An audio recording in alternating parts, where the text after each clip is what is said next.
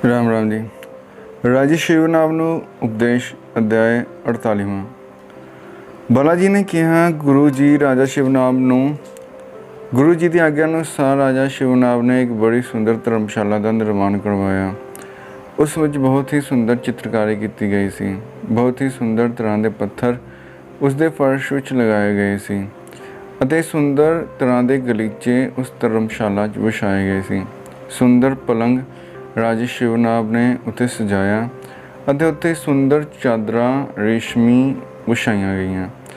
जदों सब कुछ पूरी तरह तैयार हो गया तो राजा शिवनाम बाप नंगे पैरी बगीचे विच गुरु नानक जी नूं लैण वास्ते गया। पर जदों उसने गुरु नानक जी नूं किते भी ना देखा, पूरा बगीचा उसने ढूंढ मारिया पर गुरु नानक जी ना दिसे, तां व्याकुल होकर बेसुध धरती ते डिग गया। जदों अपने राजा नूं धरती ते डिग्या हुआ दरबारिया ने पाया तो उसकी मुट्ठी चापी करके उसके पैर मालिश करके उसनूं होश विच लिआंदा। जदों राजा शिवनाम होश विच आया तो की देखता है कि सामने गुरु नानक जी विद्यमान ने। जदों गुरु नानक जी ने सामने देखा तो बहुत प्रसन्न होया। उसने कहा, नानक जी, तुहाडी आज्ञा अनुसार मैं धर्मशाला का निर्माण करवा लिया है। कृपा करके अपने चरण उस धर्मशाला च पाओ अते मेरा जीवन करतार्थ करो, मनु ज्ञान उपदेश करो। गुरु नानक जी बहुत प्रसन्नता नाल राजे शिवनाम की उस धर्मशाला च गए जो कि बहुत सुंदर बनी हुई सी। फिर राजे शिवनाम ने सुंदर पलंग च नानक जी ने बिठा के कहा कि गुरु नानक जी अजिहा उपदेश करो कि मनु इस संसार तो मुक्ति मिल जाए, इस माया के बंधन तो मैं मुक्त हो जावां, मैनू ज्ञान उपदेश दो। नानक जी ने कहा कि संसार दे दुख अते कलेश मन नूं वस करके निर्मल करन नाल दूर हुंदे हन अते मन नूं वस करन दे दो रस्ते हन। दोहां विचों जिहड़ा तुहानूं सुखाला लगदा है उस रस्ते उत्ते चल के मन नूं निर्मल करके परमात्मा नाल जोड़ो अते संसार दे सब दुखां तो दूर हो जाओ। गुरु नानक जी ने दोनों रस्तियों का जिक्र किया। गुरु नानक जी ने कहा, एक है हठ योग, दूजा भगती योग। हुण हठ योग का वर्णन गुरु नानक जी करते हैं। हठ योग के अंग हैं यम, नियम, एकांत, आसन, प्राणायाम, ध्यान, धारणा, समाध। इहदे विच यम का निखेड़ा करते हैं गुरु जी। 10 प्रकार का यम है।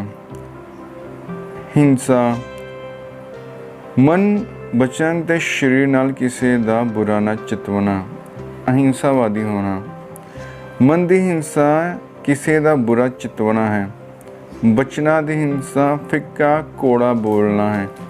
शरीर की हिंसा शरीर के अंगां नाल किसी नूं मारना है। जो हठ योग विच साधना करता है वह किसी भी तरह की हिंसा नहीं करता, चाहे तन की, मन की या किसी भी तरह की मन वचन क्रम तो किसी नूं नहीं दुखाउंदा। सच बोलना, झूठ किसी भी तरह ना बोलना।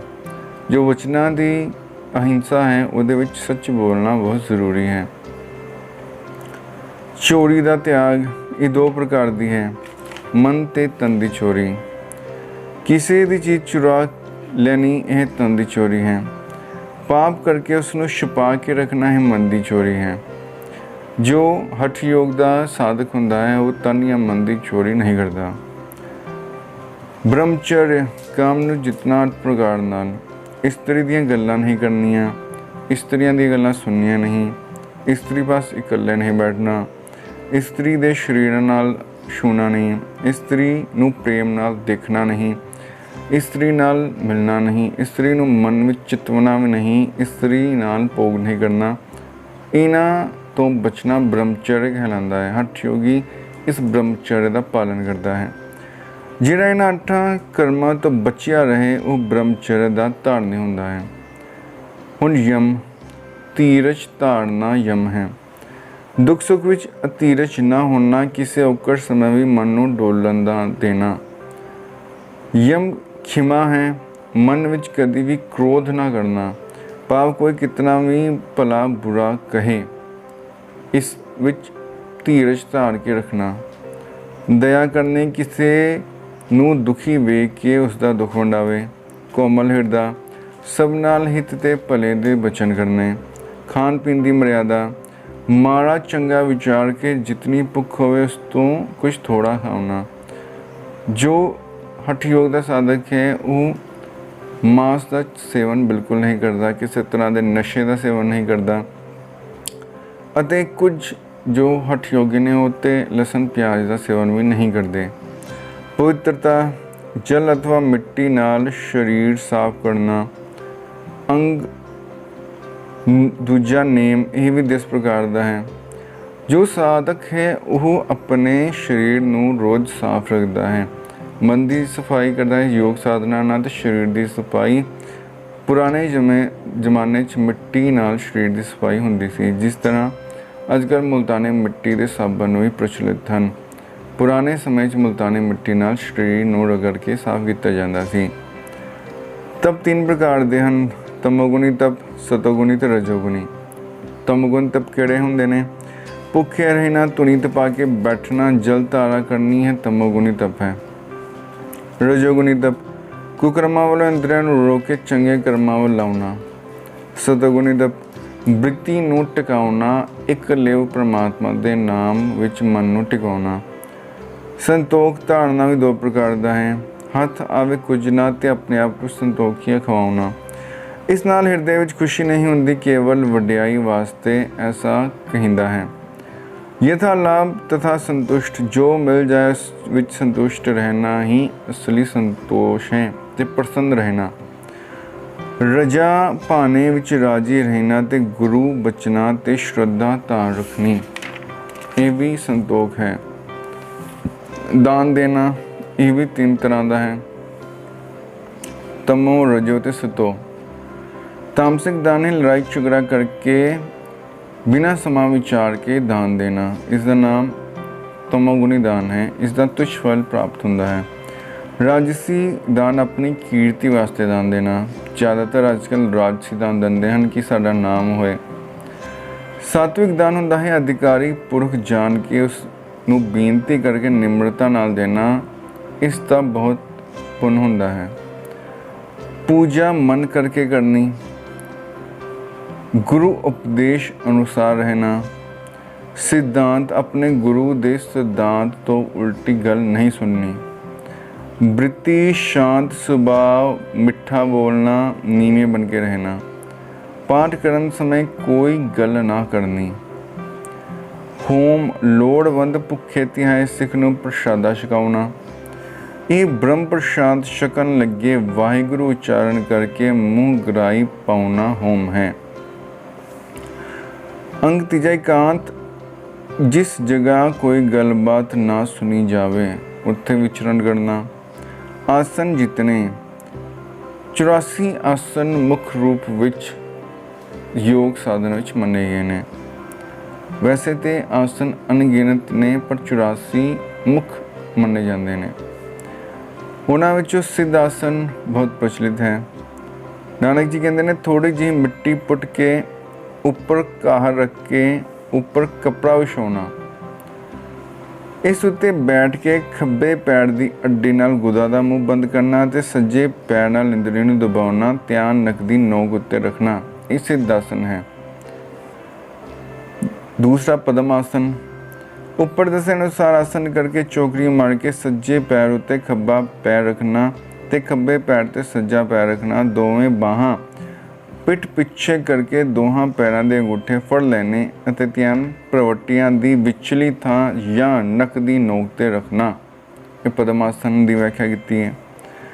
ਪ੍ਰਾਣਾਯਾਮ ਅਰਥਾਤ ਪੂਰਕ, ਕੁੰਭਕ ਤੇ ਰਿਚਕ ਕਰਨਾ। ਸੱਜੀ ਨਾਸਿਕਾ ਰਸਤੇ 12 ਵਾਰ ਪ੍ਰਾਣ ਅੰਦਰ ਖਿੱਚਣੇ ਤੇ ਓਂਕਾਰ ਦਾ ਜਾਪ ਕਰਨਾ, ਇਹ ਪੂਰਕ ਕਰਮ ਹੈ। ਪ੍ਰਾਣ ਅੰਦਰ ਠਹਿਰਾਣੇ ਅਤੇ 24ਵੀਂ ਵਾਰ ਓਂਕਾਰ ਦਾ ਜਾਪ ਜਪਣਾ ਹੀ ਕੁੰਭਕ ਕਰਮ ਹੈ। ਉਪਰੰਤ ਖੱਬੀ ਨਾਸਿਕਾ ਰਸਤੇ ਪ੍ਰਾਣਾਂ ਨੂੰ ਹੌਲੀ ਹੌਲੀ ਬਾਹਰ ਕੱਢਣਾ, ਜਿਸ ਨਾਲ 12 ਵਾਰ ਓਂਕਾਰ ਦਾ ਜਾਪ ਜਪਣਾ, ਇਸ ਨੂੰ ਰਿਚਕ ਕਰਮ ਕਹਿੰਦੇ ਹਨ। ਇਸ ਤਰ੍ਹਾਂ ਹੀ ਸੱਜੀ ਤੇ ਖੱਬੀ ਨਾਸਿਕਾ ਰਸਤੇ ਪ੍ਰਾਣ ਚਲਾਉਣੇ ਤੇ ਉਚਾਰਨ ਦੇ ਅਭਿਆਸ ਨੂੰ ਪ੍ਰਾਣਾਯਾਮ ਕਹਿੰਦੇ ਹਨ। ਇਹ ਅਭਿਆਸ ਨਾਲ ਜਦ ਤ੍ਰਿਕੁਟੀ ਪ੍ਰਵਟਿਆਂ ਦੇ ਵਿਚਕਾਰਲੀ ਥਾਂ ਦਾ ਰਸਤਾ ਖੁੱਲ੍ਹ ਜਾਂਦਾ ਹੈ ਤੇ ਪ੍ਰਾਣ ਦਸਮ ਦੁਆਰ ਵਿੱਚ ਠਹਿਰ ਜਾਂਦੇ ਹਨ ਤਾਂ ਅਨੰਦ ਦੀ ਧੁਨੀ ਵੱਜਦੀ ਹੈ ਅਤੇ ਪਰਮ ਜੋਤ ਦਾ ਦਰਸ਼ਨ ਹੁੰਦਾ ਹੈ। ਇਸ ਦਰਸ਼ਨ ਅਵਸਥਾ ਵਿੱਚ ਬਹੁਤ ਝਿਲਮਿਲ ਕਾਰ ਪ੍ਰਕਾਸ਼ ਹੁੰਦਾ ਹੈ, ਜਿਸ ਨੂੰ ਵੇਖ ਕੇ ਸੰਪੂਰਨ ਸੁੱਖਾਂ ਦੀ ਪ੍ਰਾਪਤੀ ਹੁੰਦੀ ਹੈ। ਯੋਗ ਦਾ ਸ਼ਿਵਾਂਗ ਧਿਆਨ ਧਰਨਾ ਹੈ। ਇਹ ਦੋ ਪ੍ਰਕਾਰ ਦਾ ਹੁੰਦਾ ਹੈ, ਬਾਹਰਲਾ ਤੇ ਅੰਦਰਲਾ। ਕਿਸੇ ਮੂਰਤੀ ਵਿੱਚ ਧਿਆਨ ਲਾਉਣਾ ਇਹ ਬਾਹਰ ਮੁਖੀ ਧਿਆਨ ਹੈ, ਪਰੰਤੂ ਗੁਰੂ ਦੇ ਉਪਦੇਸ਼ ਵਿੱਚ ਆਪਣੀ ਬ੍ਰਿਤੀ ਨੂੰ ਜੋੜ ਕੇ ਧਿਆਨ ਧੁਨੀ, ਹਿਰਦੇ, ਨੱਕ ਦੀ ਨੋਕ ਵਿੱਚ ਜਾਂ ਪ੍ਰਵਟਿਆਂ ਵਿੱਚ ਅਥਵਾ ਦਸਵੇਂ ਦੁਆਰ ਵਿੱਚ ਟਿਕਾਉਣਾ ਹੀ ਅੰਤਰੀਵ ਧਿਆਨ ਹੈ। ਯੋਗ ਦਾ 7ਵਾਂ ਅੰਗ ਹੈ ਮਨ ਦੇ ਸੰਕਲਪਾਂ ਵਿਕਲਪਾਂ ਨੂੰ ਰੋਕ ਕੇ ਮੁੜ ਧਿਆਨ ਵਿੱਚ ਜੋੜਨਾ, ਧਾਰਨਾ ਕਹਾਉਂਦਾ ਹੈ। 8ਵਾਂ ਅੰਗ ਸਮਾਧੀ ਧਾਰਨਾ। ਅਭਿਆਸ ਨਾਲ ਜਦ ਮਨ ਟਿਕ ਕੇ ਅਡੋਲ ਹੋ ਜਾਵੇ, ਕੋਈ ਫੁਰਨਾ ਨਾ ਫੁਰੇ ਤਾਂ ਇਸ ਨੂੰ ਸਮਾਧੀ ਕਹਿੰਦੇ ਨੇ। ਇਹ ਸਮਾਧੀ ਦੋ ਤਰ੍ਹਾਂ ਦੀ ਹੈ, ਨਿਰਵਿਕਲਪ, ਸਵਿਕਲਪ। ਧਿਆਤਾ ਧਿਆਨ ਧੀਏ ਨੂੰ ਵੱਖ ਕਰਕੇ ਜਾਣਨਾ ਹੀ ਸੰਕਲਪ ਸਮਾਧੀ ਹੈ, ਪਰੰਤੂ ਆਪਣੇ ਆਪ ਧਿਆਤਾ ਧਿਆਨ ਤੇ ਧੀਏ ਨੂੰ ਇੱਕ ਬ੍ਰਹਮ ਰੂਪ ਜਾਣਨਾ ਨਿਰਵਿਕਲਪ ਸਮਾਧੀ ਅਖਵਾਉਂਦੀ ਹੈ। ਇਸ ਤਰ੍ਹਾਂ 8 ਅੰਗਾਂ ਨਾਲ ਜਿਹੜਾ ਸਰੀਰ ਨੂੰ ਸਾਧ ਕੇ ਮਨ ਬ੍ਰਿਤੀ ਨੂੰ ਜਦ ਤੱਕ ਯੋਗ ਵਿੱਚ ਰੱਖਦਾ ਹੈ, ਉਹ ਤਦ ਤੱਕ ਪਰਮ ਰਸ ਆਨੰਦ ਨੂੰ ਲੈਂਦਾ ਹੈ। ਜਦ ਇਸ ਯੋਗ ਤੋਂ ਉਤਰੇ ਤਾਂ ਫਿਰ ਜੋ ਗੁਰਬਾਣੀ ਨਾਲ ਮਨ ਨੂੰ ਜੋੜ ਲਵੇ, ਉਸ ਨੂੰ ਮੁਕਤੀ ਪ੍ਰਾਪਤ ਹੋ ਜਾਂਦੀ ਹੈ। ਦੂਜੇ ਪ੍ਰਕਾਰ ਦਾ ਯੋਗ ਭਗਤੀ ਹੈ। ਇਸ ਦੇ ਵੀ ਗ੍ਰੰਥਾਂ 8 ਅੰਗ ਕਥਨ ਕੀਤੇ ਨੇ। ਪਹਿਲਾ ਯਮ, ਮਨ ਨੂੰ ਨੀਵਾਂ ਰੱਖਣਾ, ਅਰਥਾਤ ਆਪਣੇ ਗੁਣਾਂ ਦਾ ਹੰਕਾਰ ਨਾ ਕਰਨਾ। ਹੁਣ ਭਗਤੀ ਦੇ ਅੰਗਾਂ ਦੀ ਵਿਆਖਿਆ ਹੈ। ਯਮ, ਮਨ ਨੂੰ ਨੀਵਾਂ ਰੱਖਣਾ। ਨੇਮ, ਸੰਗਤ ਵਿੱਚ ਜਾ ਕੇ ਕਥਾ ਕੀਰਤਨ ਪ੍ਰੇਮ ਨਾਲ ਪੜ੍ਹਨਾ ਤਥਾ ਸੁਣਨਾ। ਇਕਾਂਤ ਅਸਥਾਨ, ਸਰਬ ਵਿੱਚ ਇੱਕ ਪਰਮਾਤਮਾ ਨੂੰ ਵਿਆਪਕ ਜਾਣਨਾ। ਆਸਨ, ਪਰਮਾਤਮਾ ਵਿੱਚ ਮਨ ਬ੍ਰਿਤੀ ਨੂੰ ਇੱਕ ਰਸ ਜੋੜਨਾ। ਪ੍ਰਾਣਾਯਾਮ, ਗੁਰੂ ਉਪਦੇਸ਼ ਨੂੰ ਸੁਣ ਕੇ ਹਿਰਦੇ ਵਿੱਚ ਲਿਆਉਣੇ, ਇਹ ਪੂਰਕ ਹੈ। ਉਪਦੇਸ਼ ਨੂੰ ਸੁਣ ਕੇ ਹਿਰਦੇ ਵਿੱਚ ਟਿਕਾਈ ਰੱਖਣਾ ਕੁੰਭਕ ਹੈ। ਗੁਰੂ ਦੇ ਉਪਦੇਸ਼ ਵਿੱਚ ਜਿਹੜੀ ਗੱਲ ਦਾ ਤਿਆਗ ਦੱਸਿਆ, ਉਸ ਨੂੰ ਤਿਆਗ ਦੇਣਾ ਹੀ ਰਿਚਕ ਹੈ।